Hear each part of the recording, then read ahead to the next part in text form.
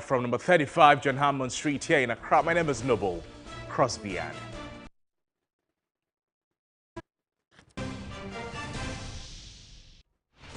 In the bulletin this afternoon, Asantehene Otumfuo 82 II asks government to be transparent in managing the economy to earn the trust of citizens.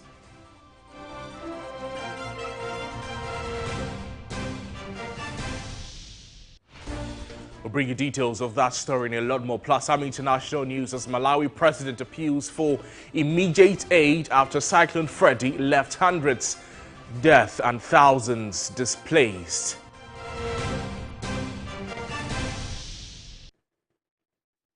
Stay with us in the next 60 minutes for the details of these stories and a lot more, including the latest in the world of business, some sports and entertainment news as well. Let's start off the afternoon with a story. The Asantehene Otumfuo 82 II has entreated government to be transparent in managing the economy to earn the trust of citizens. He said the time is now for all hands to be on deck, regardless of political affiliation, to prevent the economy from a total collapse. Otumfuo 82 II was speaking at the 56th congregation of the Kwame Nkrumah University of Science and Technology in Kumasi. Our debt level as a country has become unsustainable, pushing the government to roll out a domestic debt exchange program that aims to restructure the nation's domestic debt and ensure some fiscal space for the country to operate. Sadly, it appears adequate public consultations did not take place before the program commenced. The nation is currently in a tense mode, even though government has announced the completion of the domestic debt exchange program. In order to produce outcomes that will be in the best interest of everyone and promote peace and development, I want to implore government to demonstrate a high level of transparency and be candid in these difficult times in order to win the trust and confidence of the general public. Government should be more accommodating and reach out to those who may even be opposed to them politically. The interest of a country is paramount, and we must all work together to prevent the collapse of the economy. As we move to negotiate with our external creditors, I urge government to bring together the best brains with the requisite expertise from all political perspectives to present the finest proposal so that whatever decision the country chooses will be everyone's responsibility. The current economic difficulty should also serve as a wake-up call for all of us to carefully review our economy and implement some significant adjustments. The moment has come for us to reduce wasteful spending and direct resources towards economically productive areas in order to improve the quality of life of our people. Let's still stay in the Ashanti region because former President John Dramani Mahama is expected in the Ashanti region later today as part of his campaign tour to lead the NDC and the country, hopefully, in the 2024 general elections. Let's speak with my colleague William Evanzinko from the Ashanti region for some more updates and perspectives as to the plan the former president has when he visits the Ashanti region. Evans, grateful for your time with us on the program. We know the former president is expected in the Ashanti region today, later in the day, but what is this day looking like when he arrives? Well, so he's likely to meet with the regional executives for the party, which will be very crucial on his itinerary. Of course, he will also be visiting Asawase constituency, which has been in the news for all the bad reasons because of, apparent clashes between the member of parliament, supporters of the member of parliament, Muntaka Mubarak, and also supporters of his closest contender, Masaud. It is something that is going, I understand, is going to be a topmost agenda because whatever may be the case, there should be some level of harmony as far as that particular constituency is concerned, because it's very strategic. If you're talking about the greater Kumasi political arena, that is the only stronghold of the NDC, and the votes that they normally garner from that particular constituency, very huge, contributing significantly to the total vote share of the NDC as far as the Ashanti region is concerned. Of course, in 2020 election, for the NDC to move from 23% in 2016 to 26%, you can never talk about it without looking at the contribution of Asawase constituency. Overwhelming, votes coming in there for the NDC. And matters like this were very, very crucial on the itinerary of the president, former president. So we are expecting that the president will meet the former president will meet the fielding parties and then see how best, cool heads will prevail. I am not too sure whether the former minority chief whip is in town, but I would be surprised that he may be, because this is a very crucial visit. 20 constituencies that the former president is visiting. I am not too sure that in his next visit is likely to, be back in those constituencies, because in Ashanti we have 47 constituencies. So now that he is looking at 20 constituencies, maybe the next visit he will also be looking at the other 27 constituencies. But the most important thing is that all the constituencies that have had issues, as far as the NDC is concerned, have been captured in his visit. So, for instance, we are talking about Menchia South constituency. In February, they were exempted from the picking of forms. I'm talking about the parliamentary forms and all of that. There are issues there, and it stems from last year when we were having the executive, right from the polling station, executive elections to ward, branch, and then at a point in time, it was even contentious as to whether they should take part in the regional elections and all of that. So issues are there, and I'm pretty sure the former president is going to look into it, because the possibility of him leading the NDC from political connoisseurs is very, very high, and he will need to put his house in order to at least guarantee that 30% target that they are looking forward to getting in the Ashanti region. So apart from Asawase, he's also expected to visit places like Tafo, Menchia North constituency, South I've mentioned already, and of course Padaso constituency, which was one of the powerhouses of the NPP. But they were talking about the NPP in the 2020 elections. One particular constituency that also gave the NPP strong votes or huge votes was the Padaso constituency. We talk about Fabre constituency, we talk about Padaso constituency, and talk about Baltimore constituency. Padaso constituency and Baltimore constituency appears to be competing, but now per the 2020 elections result, Padaso was able to beat as a Baltimore constituency as far as the NPP is concerned. So for the NDC, it is one particular, important constituency that they really want to make inroads as far as political gains, is concerned. So the former president will also be there. Then, of course, he will end his day in the Inshiaeso constituency, another strong constituency for the NPP. So strategically, he will be moving into the strongholds of the ruling New Patriotic Party, the constituency that gave the ruling New Patriotic Party a number of votes. And he's, I'm sure, going to capitalize on the fact that people are aggrieved and all of that. William, grateful for the update of giving us concerning the former president visiting the Ashanti region later today. Stay with us here on TV3 and all our platforms as we bring you deeper insight on the happenings relating to former President John Dramani Mahama as he begins a tour of the Ashanti region later in the day. But away from that to some other subjects. The settlement of a 5-year defamation case brought by investigative journalist Anas Aremiyawo Anas has led to questions not just about his methods, but the country's overall commitment to fight against corruption. Judith Alchitando explores the impact of the ruling on Anas and the field of investigative journalism.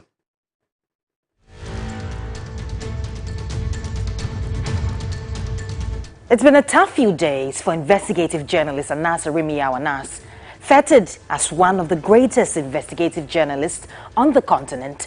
A ruling by Accra High Court has resurrected age-old questions about his methods and is threatening to derail a lifetime of work that has stood him out as a pillar in the anti-corruption fight in Ghana and beyond. The ruling by the court threw out a defamation suit in which Anas has sought 25 million Ghana cedis against Member of Parliament Kennedy Agyapong after he called the journalist a blackmailer, corrupt, extortionist, and accused him, among other things, of murder. Anas's contention was that those claims by the Asin North MP in his Who Watches the Watchman documentary had unduly tarnished his reputation. The judge in this case disagreed. We'll get into the reasoning behind the judge's decision, but first, a background to a case that has been running for a good part of 5 years. In 2018, Anas's Number 12 drew mass audiences, intense social media conversations, and dragged down the Ghana football establishment after it showed the then president of the Ghana Football Association, Kwesi Nyantakyi, accepting payments for what he thought was sponsorship deals for the organization. It also showed several referees conniving to fix matches and highlighted a rot in Ghana football that journalists had spoken about for years but never managed to prove. The impact of the documentary was immense. It broke our football. It destroyed our football to the extent that the public lost confidence in the referees, to the extent that we didn't play football for a little over a year. We had to have an improvised league competition. Our referees were banned, some of them for 10 years, some suspended. And the mere fact that people didn't believe in our football as an entity means that Number 12 did a lot of damage to our game. Not everyone was happy though. Among them, Kennedy Agyapong, who said, quote, "What Anas Arimi Anas did is wrong and cannot be upheld as an investigative work even on the rule of natural justice," unquote. He wanted the publication of Number 12 stopped, arguing that while he is not against the fight against corruption, he had concerns about the Anas approach. Has he taken a from court? I am not against anybody fighting against corruption, but the approach. When that pressure failed, the Member of Parliament commissioned his own investigative piece that he said will prove Anas blackmails and extorts from the subjects he investigates. He also accused him multiple times of murder. Anas was railed, so he went to court and filed a defamation suit. The trial went through 5 years, 3 judges, multiple phases, and finally victory for Kennedy Agyapong. He beamed with smiles as he faced the camera, flanked by Kwesi Nyantakyi, whose reign as Ghana Football Association boss came crashing off the back of Number 12. Today, the victory is for the victims of Anas, the people, the good people of this country that Anas has destroyed. Given the far-reaching consequences of Anas's investigative work in the past, perhaps it is no surprise the elation from certain quarters. Kwesi Nyantakyi said the ruling was a vindication of his long-held position. He said, quote, "The High Court's decision testifies to the truth that Anas Arimi Anas is not honest, but as described by the court, he is a blackmailer and an extortionist. He, Anas, has been totally disgraced. He once portrayed himself as an angel, but today, I'm not even sure he is at the devil's level yet," unquote. Ibrahim Sani Dara was the Ghana Football Association Communications Director until Number 12. He says nothing in the judge's ruling surprises him. The judge was spot on by describing Anas's work as a sham and describing he himself as corrupt and a blackmailer, and all those words he used against him. The judge said in his ruling that based on the evidence before him in court, Anas had not proven that Kennedy Agyapong defamed him. He said in his written statement, and I quote, "Some of the long list of words made by the defendant were capable of defamatory meanings, but none was proven to have actually defamed the plaintiff. The facts and the evidence establish the plaintiff as a self-confessed criminal, so defendant's statement is factual and justified," unquote. Anas's reaction to the ruling has been largely shock. Tiger IPI, his outfit, claimed in a statement, quote, "This case traveled through the hands of 3 judges, with Justice Barr being the latest assigned to the case at the express instance of Kennedy Agyapong," unquote. In a video statement, Anas said he will appeal the judgment while reaffirming what he says is his fight against corruption. The judge made an overreach and descended into the arena and made criminal pronouncement about me as if I was standing a criminal trial. He also justified the MP accusing me of the murder of the late J.B. Dankwa, murder of 20 Chinese nationals, and a host of other crimes. We are filing an appeal because there was no evidence provided. But just how much damage has the judgment caused the Anas brand, and can he realistically bounce back from this? Reaction to the judgment on social media was almost passive, but there were also those convinced this was power fighting back. What are the implications for the often dangerous field of investigative journalism, though? Former Daily Graphic editor and president of the Ghana Journalists Association, Yawbedu Ayebwafo, has more. As much as possible, we must be transparent in our approach to issues. Where everybody appreciates that there are obstacles that impede us, but the information is in the interest of the public, and therefore we need to do that. We must clothe ourselves with the fact that we may resort to unorthodoxy, but we must also be ready to understand that if we are exposed in the course of applying that unorthodoxy in our investigation, we will pay the price.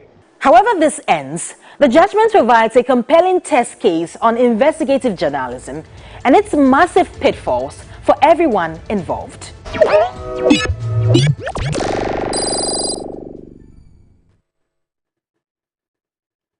Now, away from that subject, to some disturbing news just reaching us is that there's a disaster on the Volta Lake as 25 people are alleged to have drowned this morning whilst on board a boat to a funeral at Aziz Akpe.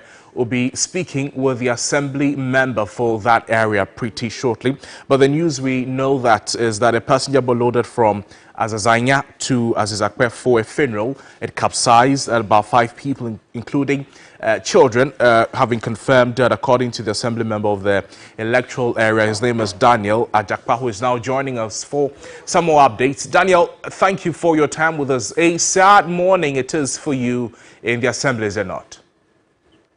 Come again. So what I'm asking is, tell us more about the disaster in your assembly. Okay, there's a funeral in Azakwe. There's a funeral ceremony at Azakwe. So the boat loaded from Azanya to Azakwe. So when they were coming, there was about to rain, and there was a small storm. So it touched the boat, and the boat capsized. So 5 people were dead, 2 women and 3 children. They were confirmed dead. So we know that the boat was carrying 25 persons. How about rescue operations? How far has that gone, and what do we know about the other survivors? Yes, those who they were survived, they were the boats. There's also boats there cross the river and go there and help them to draw those who have gone in the water. So they took out more than 15 people. So 5 of them were dead. Do we know what caused this accident? Yes, it is that the boat was overloaded. Okay. So the boat was overloaded. What is the regular number of passengers or occupants in the boat, and how come it was overloaded, and who oversees these things? Actually, they didn't know the actual number of the people who were in the boat, but they were confirmed that there were 25 people. But I thought there were more than 5. There were more than 25. Yeah, so because the boat was overloaded, that's why the boat capsized and the people were dead. What is the situation of the usage of life jackets in that community there like? Were the occupants of the boat, were they wearing life jackets? Were they not? They're not wearing life jackets. They're not wearing a jacket. That's why they were dead. They're not wearing it. Actually, most of them didn't have life jackets in their boats. If they have to, they have in a few numbers. It's not up to the people who they are loaded. So that was the cause of the death of the people.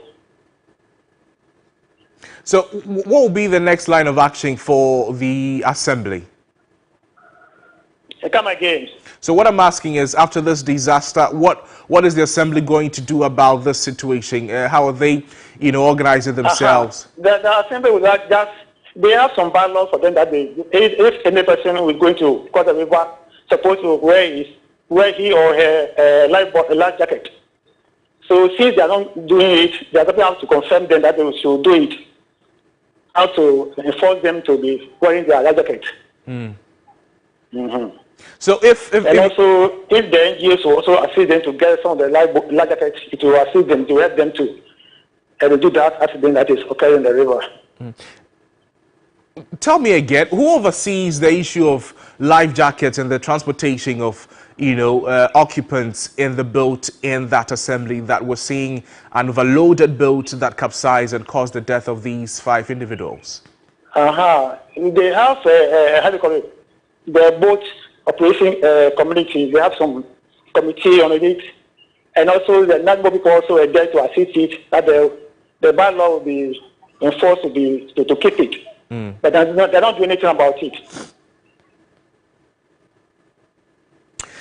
I see. Daniel, we'll get time and then we'll speak more about this. But the sad news is a boat has capsized in the Volta Lake and it has caused the death of some 5 persons. We're following up on this story, bring you details when they happen. That is the sad news. Can remember that earlier later last year, there was news of the death of some students also on the Volta Lake. It appears that the Volta Lake has become, if you like, notorious of this, as there are not enough life jacket for occupants of boats in their journeys from various communities that surround the Volta Lake. We'll stay with the story, bring you details in the subsequent bulletins. But away from that, a former national coordinator of the Maritime Boundary Secretariat, Kwame Mfojo, says there wasn't enough consultations regarding who should be awarded with national honors. His comments follows recent national honors during which President Akufo-Addo gave out some honors. He spoke on the key points. Of things. Now, I was actually in Nairobi. I came back to Ghana. I came back to Accra. I came back Thursday by 2 p.m. I was here. The awards had already been given out.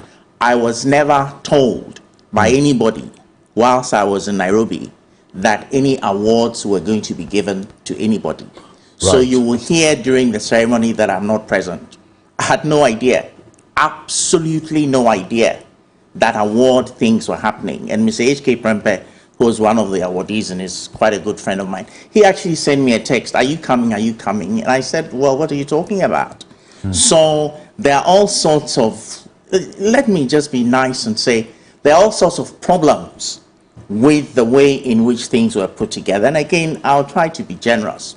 Basically, what has happened is that the current team who put the awards list together, they did not consult with either me really as national coordinator, right, as to who really did what. They didn't consult. And as far as I'm aware, they may not even have consulted with Madame Gloria Kufuor, and they certainly did not consult with Madame Marietta Brua-Piopong, so they have no idea of who really did what. That's part of where the problem has come from. And I'm trying to be generous here because this is national television and really one should not be, attacking specific people or anything like that.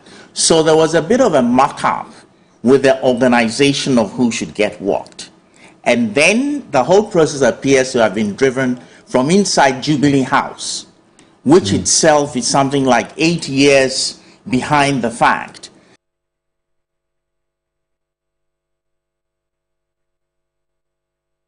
Now, the police administration has set up 2 different committees to further investigate the alleged killing of 27-year-old Shahid Abubakar in the Upper West Regional Capital. This was disclosed during a visit to the bereaved family by a highly powered delegation of Police Management Board in Wa.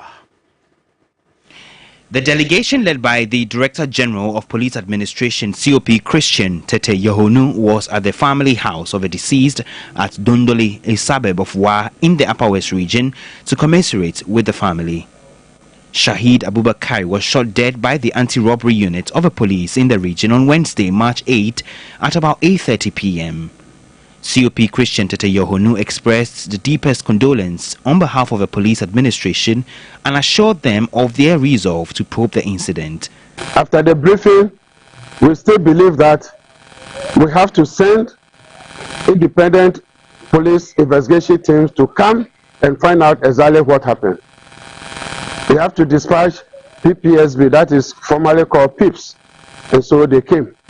We still believe that we should get another report to support whatever PPSB has done. So yesterday night, another special investigation team was dispatched by the IGP from the CID headquarters to also come and do in-depth investigation. According to him, the Inspector General of Police has tasked 2 different investigation teams to probe the circumstance leading to the death of Shahid. We have come as a follow-up to all this to sympathize with you for the loss. This shows that we are not taking this incident lightly at all. You people have given us the uniform. We should work to protect life and property. In the course of our work, where we go wrong, we will come back and say we are wrong and we are sorry. We plead with them that they should hold their hearts and let's just wait for these 2 special teams that have come to investigate what happened. And the outcome of investigation, we will come back here and then to confirm to them. Family spokesperson Mohammed Tamim welcomes the efforts of the police. He, however, urged the police service to ensure that fairness and justice prevail. Day in and day out, they've been sending the youth groups to go around and plead on the other youth groups to remain calm and believe in the IGP's word. Thereby, they have only one proposal. Where our son was going, that man is still alive. If you could pick his number, our son's number, and that of the Fulani man at large, so that if you that one will also aid you in your investigation. However, they will remain committed to your work, and they will remain calm and wait for the outcome. But justice is nothing but what they want. Chief Imam for the Ghana Police Service, Superintendent of Police Abdul Rahim Hussein, performed special prayers for the departed soul and the entire family. To ensure that all members of the university community are treated equally regardless of gender and creed, the University of Ghana has established a gender policy. This was made known by the Chancellor of the University, Mary Chinri Hesse, at a gender policy framework for the university in Accra. Embedded in the document is a sexual harassment policy as a result of the recent torturous period of sexual harassment saga involving some members of the university community. The document, according to the Chancellor, will be binding on all. We are celebrating a larger student population of women. Today, women constitute 50.15% of the population of women in the university. I think this number is of great significance. As in 1950, 2 years after the establishment of the then University College of the Gold Coast, we recorded just 1 female student. The Vice-Chancellor of the university, Professor Nanamba Amfo, was hopeful the policy will help end the years of underrepresentation of the marginalized groups, including women. Equal Opportunities Board is very important. You know, we don't just have a policy and provide guidelines, but we also provide opportunities for redress and where there have been violations of the policy. So yes, that has been taken care of. The 21-page document prescribes appropriate sanctions for offenders who go contrary to the policy. The wife of Asantehene, Lady Julia Osei Tutu II, has appealed to the government to improve science laboratories in schools in order to achieve the full potential of STEM education. Speaking at the Lady Julia Mentorship Masterclass 2023, the wife of Otumfuo also advised girls to capitalize on the opportunities in technology. Unfortunately, a lot of the labs in our school are not up to the standard that we would like them to be. So we will continue to work with the Ministry of Education to see what can be done. Maybe if, unfortunately, we might not be able to tool all our schools to the levels that we want, but we may be able to establish central labs or some sort of facilities around that we can pull students to go and study, because it looks like STEM is the way forward now for any country to develop properly. And so we really need to take the STEM programs very seriously. Now, the Ghana Civil Society Organization's platform on sustainable development goals says there's an awareness creation gap at the grassroots on the SDGs. Co-chair of the CSO's platform at the launch of the 2023 Voluntary National Review Shadow Report said there's a need for government to develop robust monitoring systems to be able to reach the SDG targets by 2030.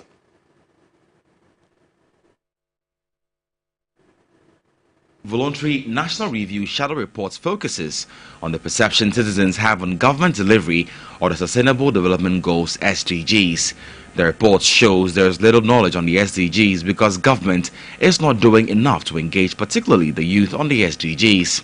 For instance, for Goal 1, which is ending poverty in all forms, there is no single institution responsible for implementation, and therefore they shift blame. A member of the CSO platform on SDGs, Archibald Adams, recommended that government must take strategic steps to rope in young voices at all levels. Government, through its various departments, to ensure that we can have the youth being worked, or you have the youth being featured across all board.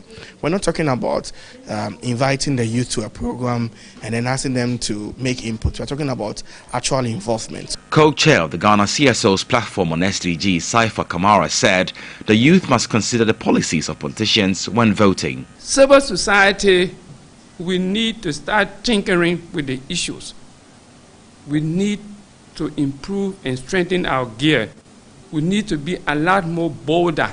We need to be more creative in the way we educate citizens, because in Ghana we have a democracy, but a democracy in which the citizenry is weak in their analysis of policies, the choices they make. If you vote for me, you say, I told you I want to build one district, one factory. You can't come and complain.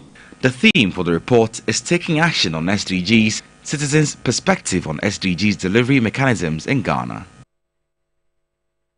Live returns with more stories after this break. Stay with us.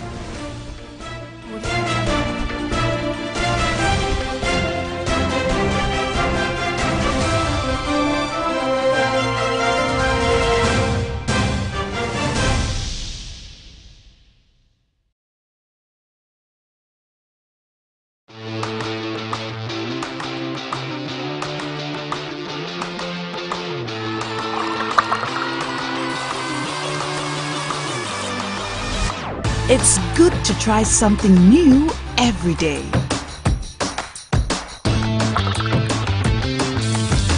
It's good when you get the rest you need because your family has got you. Frytol, you deserve a life of goodness. This advert is FDA. Everybody knows Acrobato. And if you know Acrobato, it means you know M-Punch Homeopathic Clinic. M-Punch Homeopathic Clinic is my pillar. Let's hear what others are saying about M-Punch Homeopathic Clinic. Who will be careful M-Punch one? Chesena me ankasa me period na say problems wom ntina ma wo ho idea ma me papa chesena nya asem ketewa na me coin point no mo hwe me modam no mo hwe bibia na so mo medu me fire no ene ma won kra me enu kofro kwa na mkwan mu a eba head everything yourself me ma me no adwodwo eda ho a wontumi nante ene ne ko end point o mama nu nura ene ne ho eden a watimi asori anante. That's end point for you of Acrobato. Hello hey ohwehwe what che okay a free bra wo di end point what dance am me call you no me Joseph sema na enkoyie e paso na my emre nyina na magina sebema na me be fie for there e ho na nyina jaresa. You heard everything. I have secret. M-Punch is my secret. M-Punch Homeopathic Clinic. I'm free. Are you ready for an unforgettable adventure? TV3 and 3FM presents the Amejofe and Shy Expedition. Join us on an epic journey as we wrap up Ghana month to the stunning Shy Reserve and breathtaking Mount Gemi at Amejofe. Explore the rugged terrain and soaking the natural beauty that surrounds you. From lush forests to stunning waterfalls, we kickstart the experience at the Shire Reserve Safari Drive. Visit the historic caves and museums, have breakfast, and then we head to Amejofe, where we hike to the summit of Mount Gemi, trek to Ota Falls, Canopy Walk. This one-day roller coaster package comes with transportation, breakfast, snacks, drinks, lunch, t-shirts, DJs on rotation, and more. So, what are you waiting for? Join TV3 and 3FM on this incredible escapade to the Shire Reserve and Mount Gemi at Amejofe and create memories that will last a lifetime. Book your seat now. Call 0541 159 or 0243 852 001. In partnership with Forestry Commission.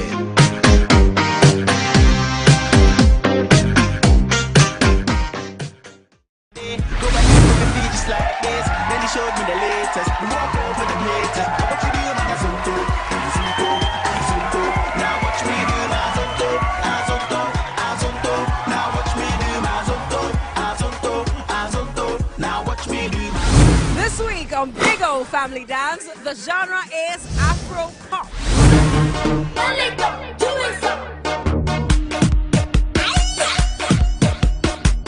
Hello, with everybody for you.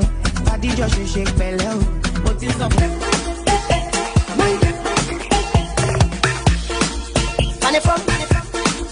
Money from. Tune into TV3 this Saturday at 8 p.m. so you don't miss out on the action. Big O, leg out. Big O Family Dance shows Saturdays at 8 p.m. on TV3. Brought to you by Big O Drinks.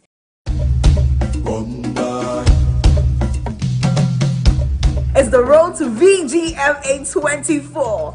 All the buzz, all the juice, the info about the biggest night of music in Ghana, the 24th Vodafone Ghana Music Awards, right here on TV3. This and every Saturday from 1:30 p.m. to 2:30 p.m. Listen, brace yourself, leg up.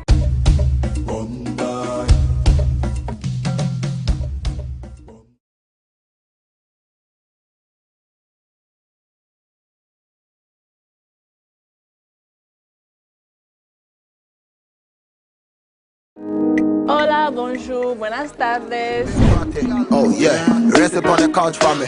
The brown skin girl, them a look for me. But I turn on my plan. My name is Engwasa, Miss Universe Ghana, and I'm excited for a good news this Saturday on the Ladies Circle. When I got there, I got into an argument with Miss Korea. She was like, "Do you remember we played at the World Cup?" I was like, "Yes." Actually, they did. They lost to us, I think, but then they still qualified. So she carried it from the football pitch to the pageant stage. Korea, be very careful. Hey, Miss Peru. Peru. Para, come on. Peru, para. Hey. So there is a rule in fashion that sometimes it's better to actually overdress than to what? Underdress. Have you ever had feelings for someone you know you can't have? Is it one person or people? Because you know something? The Ladies Circle shows this Saturday at 6 p.m. on TV3. Brought to you by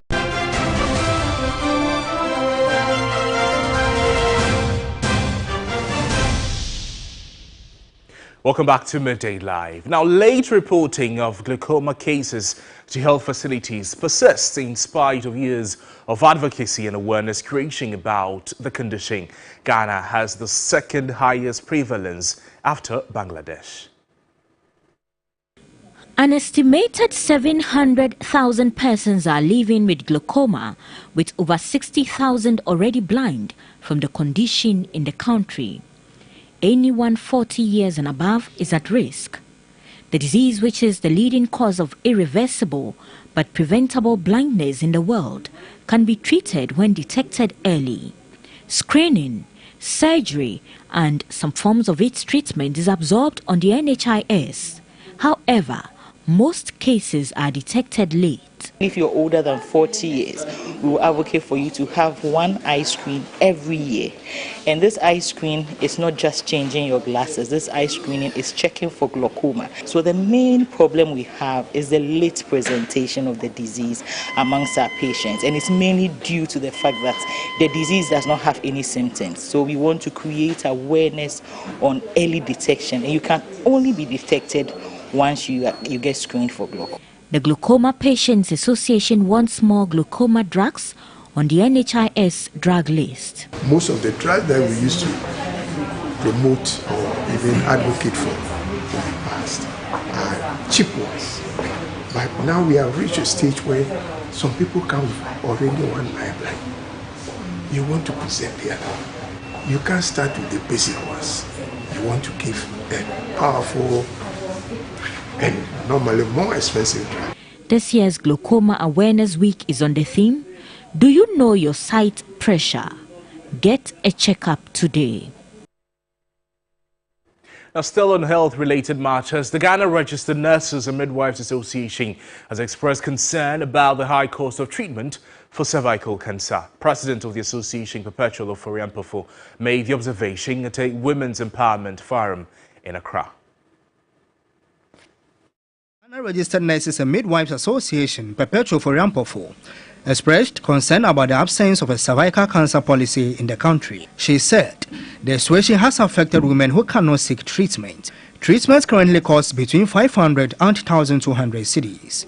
2 shots should take you around 1,200. I know most institutions can do that, and it gives you protection for life.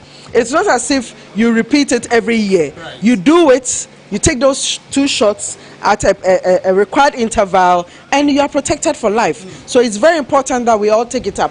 For us as an association, we are going to continue to advocate for a national program on HPV vaccination for women to be taken up nationally.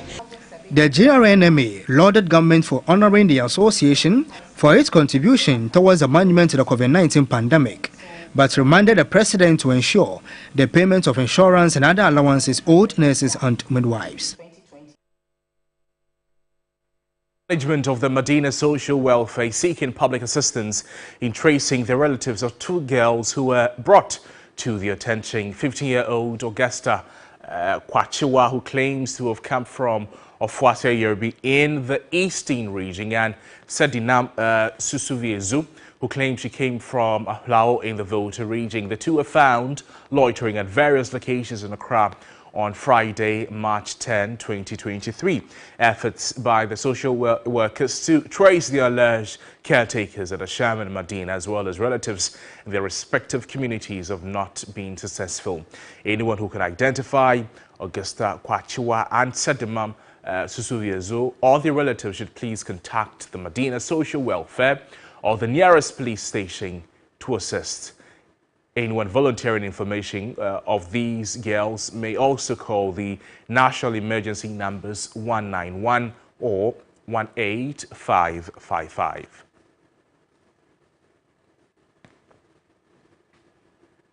You're watching Media Live on TV3. My name is Noble Crosby, and we have more stories for you, but after the break, stay with us.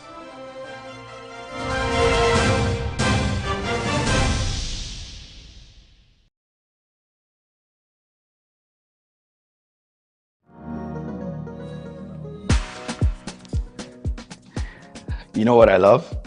My family, my friends, and of course you. And that's why I found it important to get the COVID jab. Also, I want you to go and take the jab so we can all live a happy and healthy life for a long time. The numbers are rising. That means COVID is still out there. Go and get the jab. The vaccine is safe. Of course, I love my life.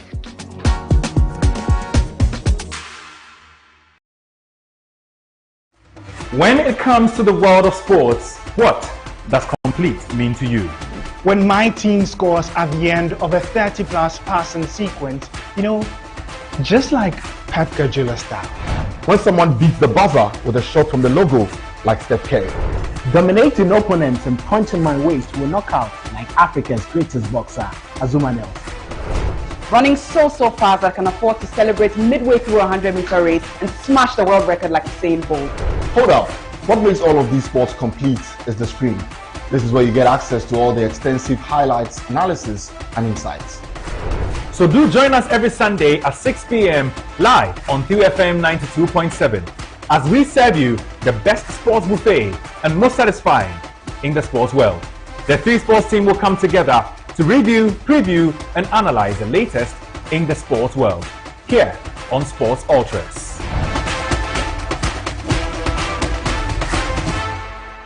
We are on a mission promoting access to quality health and education through the power of our media space. Since 2014, we have made great impact. TV3 mission now drives Ghana's quest to break barriers and provide access to inclusive and quality girls' education, together with women's maternal health services. Our mission to address the needs of the socially excluded has won the admiration of many. Indeed, TV3 Mission gets you the results. Mission is live on TV3 News 360 every Saturday and Sunday. Supported by Star Ghana Foundation, with thanks to Foreign Commonwealth and Development Office.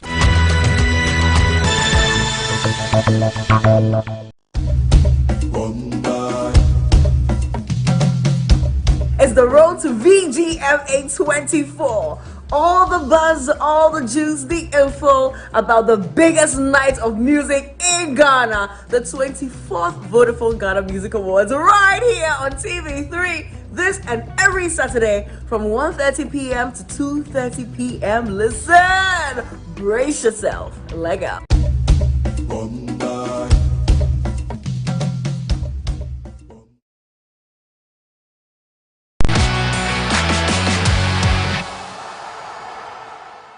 Welcome back to Midday Live. Yao Fosilabi is here with the latest in sports. What do you have for us, Yao? There's news on boxing because the professional league is starting later this weekend. It's the season 2 actually of the professional league, and so we are getting straight into that.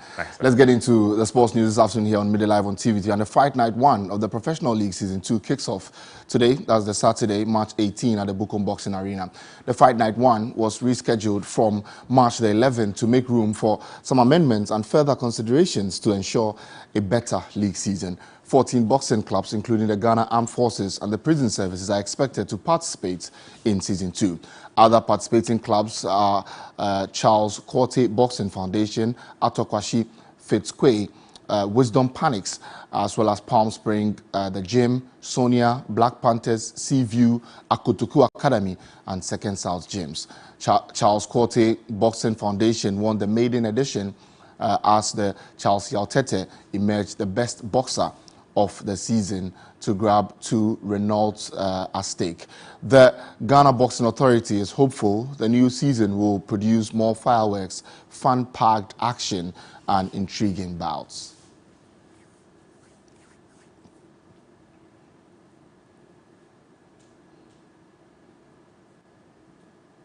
And our Ghana footballer Christian Atsu was finally laid to rest on Friday after the final funeral rites at the forecourt of the State House in Accra. Summed up in this report is a summary of events. The Professional Footballers Association of Ghana were at the funeral of Christian Atsu to pay their last respects.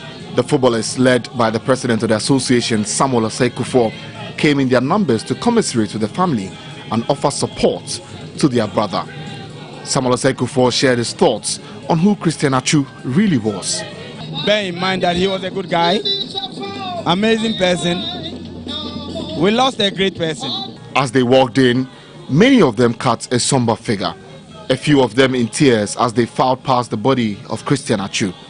Legon City's coach Maxwell Kunedu, who was assistant coach during Atsu's time in the Black Stars, called him a talented footballer who was always willing to help the team. Ghanaians have really showed that Atsu is really a superstar. You look back and say that Ghanaians have really appreciated the job he did for his country. Kotoko CEO Nana Ponsan eulogized the footballer, called him a huge player who would always be remembered. Atsu is a great loss to not just Ghana, but human race as a whole. I mean, we talk of his impact off the pitch, and it's amazing when I hear some of the stories, the number of prisoners he got out, the number of less privileged kids is helping through the charity arms around the child and all.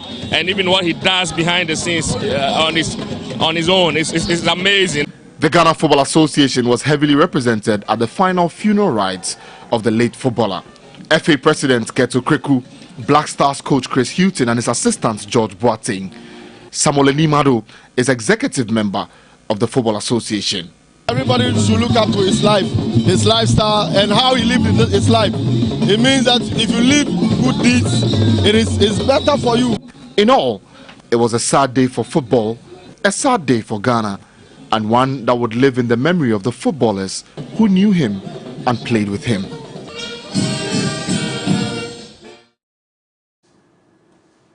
Well, that ends the sports news this afternoon here on Midday Live on TV3. My name is Yao. Uvutulab Entertainment News is up next.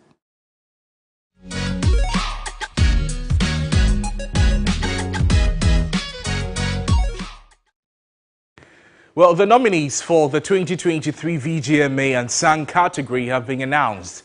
The lucky nominees include winner of Mentor X DSL, Chaska Maya Blue, in Sahum, and Aya Ramsey B. The category recognizes and rewards the hard work and dedication of budding artists and provides them the platform to shine.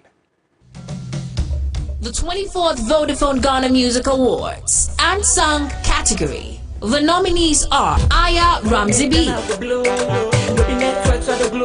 feel great, I feel good. Western region, what's up?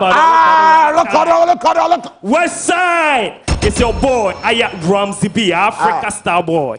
King of 8 towns. CK man, what's up, buddy? Look, Chale Yadanyami Ase. Atasa Yame, 1 year Nebodruni. Inti Chale, code in the batch, Chale votes in one kodo. Atasa, Yenchenko from there. The best come from where? The West side. Thank you. It's Thank right you. There.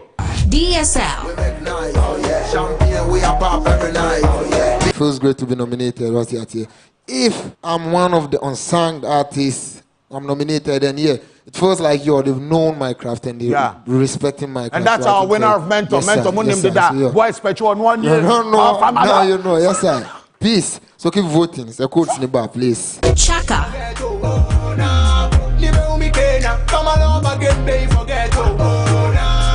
I go by the name Chaka. Talk less, live long. Allah. Keep the love, you understand. I say what? Talk less, live long. Allah. Yeah. Allah. You start the vote, I beg you. Making all aloo. If a vote to give your boy, you understand. I'd say, it's a cough, Mr. Ambassador. Nia Sean.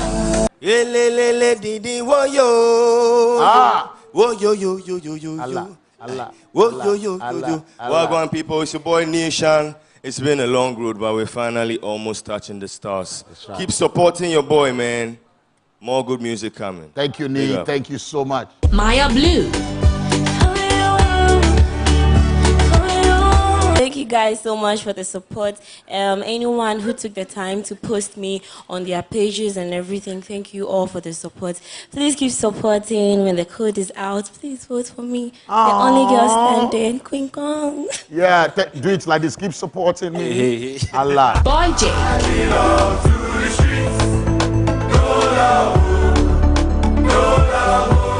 What's up, beautiful people? My name is Boy Jake, aka Chocolate Boy. You already know. Allah. Charlie Ras, we can't reach here. And Song Artist of the Year, making no door. You understand? When the when the voting systems are open, Charlie, make sure to support your boy. Appreciate it. Right.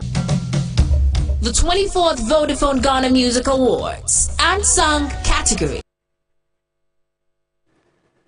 Well, still entertainment. The head of communications for Charterhouse, organizers of the VGMA, Robert Ekla, has been sharing the scheme's plan to celebrate and help amplify the works of the ultimate winner of the Unsung category.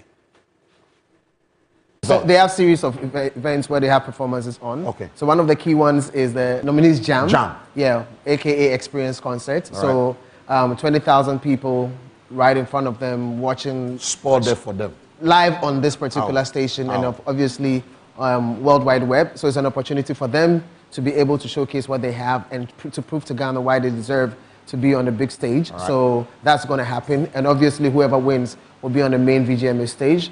But in between, again, because it is the 10th year for this particular project, 3 Entertainment has tons of opportunity for you guys. That's right. So in terms of rotations on the platform, interviews, news, views, and what have you, all of them are going to be on this particular platform. So you need to be able to take advantage of that. In addition to that, we have a partnership with Ghana Music Live, and they have opportunities for them, quite a number of them.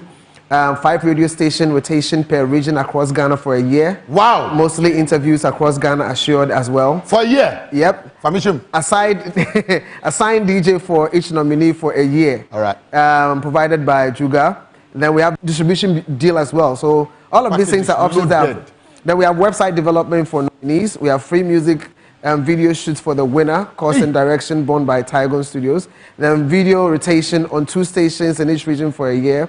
And we have artist incubation program. We have free production and promotion consultancy for a year. Wow. And this is not the end, because we're still working on a couple of things. Once they come through, all of these things will be shared, and clearly you have an opportunity to be able to learn from it. So when do we get to declare the winner? When? We will know the winner at least 1 week before the main VGMA. Yes. So you will know that, and then eventually. So the voting code, everything will be out. Yes, everything will be out. So once after this session, the next thing is the voting code, and then we get into the action. So I just want to say that each one of the persons here expressed interest. They participated in the online activations. All right. And we went into their details, and we found materials we could work with, and we thought that they could meet the standards we were looking for in terms of shining light on them, and that's the reason why they are standing here. The 24th Vodafone. Well, apart from the unsung category, 7 new categories have also been announced. Let's run them by you. Which artists got nominated for which category? So we'll get to know which the other 7 categories, apart from the unsung categories announced by the organizers of the VGMA Awards program, will be like.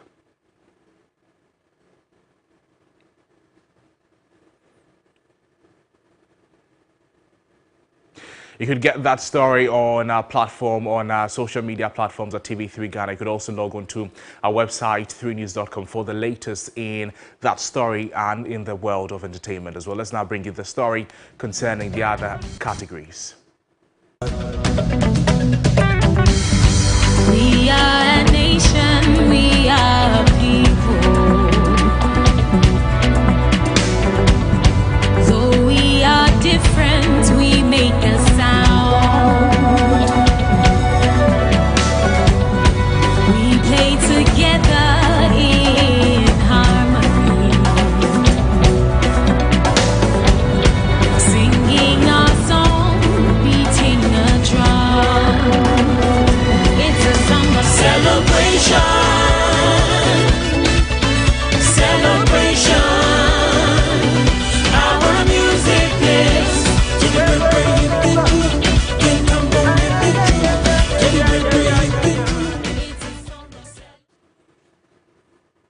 It's going to be exciting. Let's now bring you some international news after entertainment. President Lazarus Chakwera of Malawi has appealed to the international community to send urgent help to the southern African nation, which has been ravaged by storms that have killed more than 300 people and displaced hundreds of thousands more. Tropical Cyclone Freddy hit the coast of southern Africa for a second time over the weekend, causing devastation in Malawi and its neighbor Mozambique.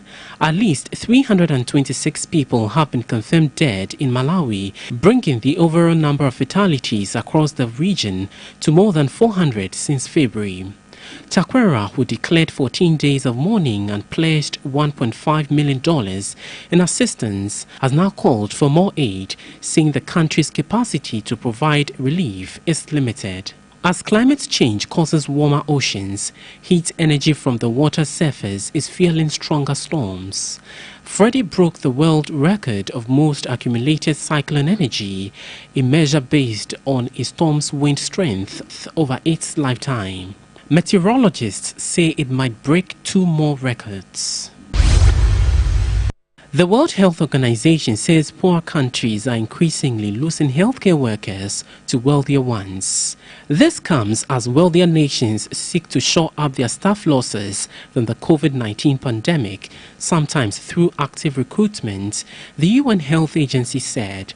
The trend for nurses and other staff to leave parts of Africa or Southern Asia for better opportunities in wealthier countries in the Middle East or Europe was already underway before the pandemic, but has accelerated since a global competition heats up. World Health Organization Director General Dr. Tedros Adhanom Ghebreyesus was worried 55 countries with some of the world's most fragile health system do not have enough, and many are losing their health workers to international migration. Well, that's our package this afternoon. Thank you so much for watching Midday Live on TV3. There's more news on our website, 3news.com. You can log on for the latest in the world of business and sports, in entertainment and general news, as well as your favorite cartoon from Tilapia. My name is Noble Crosby, and on behalf of the entire production team, thank you so much for watching the program. It's the weekend. Enjoy it. Bye-bye.